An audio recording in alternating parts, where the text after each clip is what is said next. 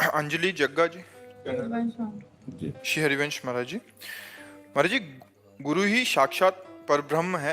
महाराज जी, आप कह रहे हैं कि जैसे हमने गुरु को सब कुछ मान लिया, हमें हमारे मन में पूरा भाव है कि मेरे प्रिया प्रीतम ही मेरे गुरु रूप में हैं। तो महाराज जी, जैसे हम आपसे बात कर रहे हैं वैसे ही ऐसा लगता है कि जैसे आप हमसे बात कर रहे हैं वैसे ही, अगर हमने आपको माना है तो आप जैसे बात कर रहे हैं वैसा ही अनुभव होता है क्या? माना है, बाहरी मानने से नहीं, अगर हृदय से मान लिया है तो वैसा ही अनुभव होगा जैसा लाडली लाल से बात करने में अनुभव। गुरु साक्षात परब्रह्म, ये अनुभव की बात है। हृदय में बिल्कुल मान लिया मेरे परब्रह्म परमात्मा है, तो फिर मुझे किसे साक्षात्कार करना है? मैं अपने प्रभु को तो रोज देखता हूँ, अपने प्रभु से रोज बात करता हूँ, अपने प्रभु के रोज कृपा कटाक्ष को प्राप्त करता हूँ। वो निहाल हो जाए शिष्य। पर माना ये गा लेते हैं, गुरुर ब्रह्मा गुरुर्विष्णु गुरुर्देव महेश्वरा गुरु साक्षात परब्रह्म तस्मै श्री गुरुवे नमः। गुरु जी कह रहे हैं ऐसे से। महाराज जी आप नहीं सोचते अगर इसको ऐसे से ऐसे कर लिया जाए तो परब्रह्म समझा? परब्रह्म के आदेश में कोई गुंजाइश है अपनी शर्त रखने की, अपने दिमाग चलाने की, अपनी बुद्धि चलाने की? परब्रह्म है, आदेश कर दिया जो, उसमें ये नहीं सोचते कि ये गलत आदेश है या सही आदेश है, ये धर्म में है या अधर्म में है। बिल्कुल नहीं। मेरे परब्रह्म परमात्मा, उसको साक्षात गुरु में सिया राम के दर्शन, राधे श्याम के दर्शन, शिव के दर्शन, जो चाहे वो कर सकता है। पर इतना समर्पण हो, सकल समर्पण प्राण धन पूर्ण समर्पित गुरुदेव में, तो गुरु साक्षात परब्रह्म। देखो, एक बार समर्थ गुरु रामदास जी के कई शिष्य थे, तो एक शिष्य बहुत सेवा करते थे, उन्हें वो बहुत हर सेवा उन्हीं से कर मतलब आदेश करते। तो ऐसे ही तो उनमें ईर्ष्या हुई कि महाराज जी शिष्य तो हम भी हैं और आपके ही हैं और पूरा समर्पण है, अब जब देखो आप तब उसी को।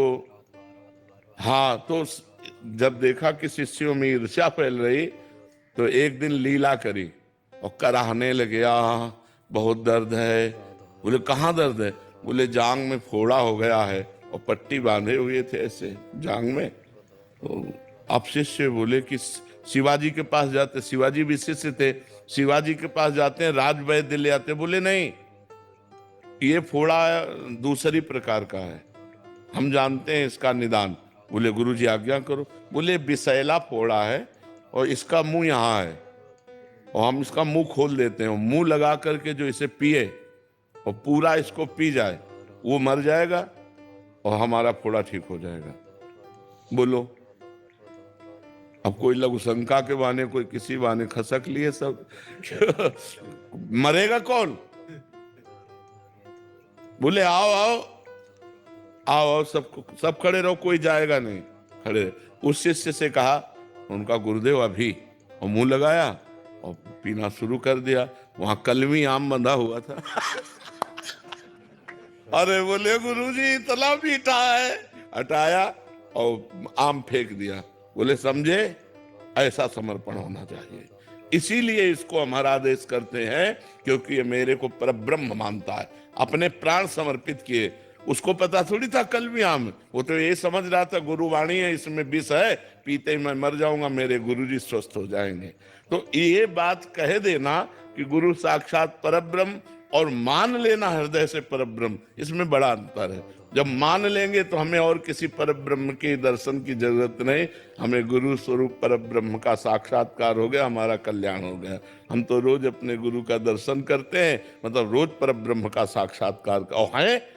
जब सर्वम खलमिदम ब्रह्म, सब जगह ब्रह्म है, तो गुरुदेव तो साक्षात परब्रह्म है ही है, इसमें क्या अंतर है जी।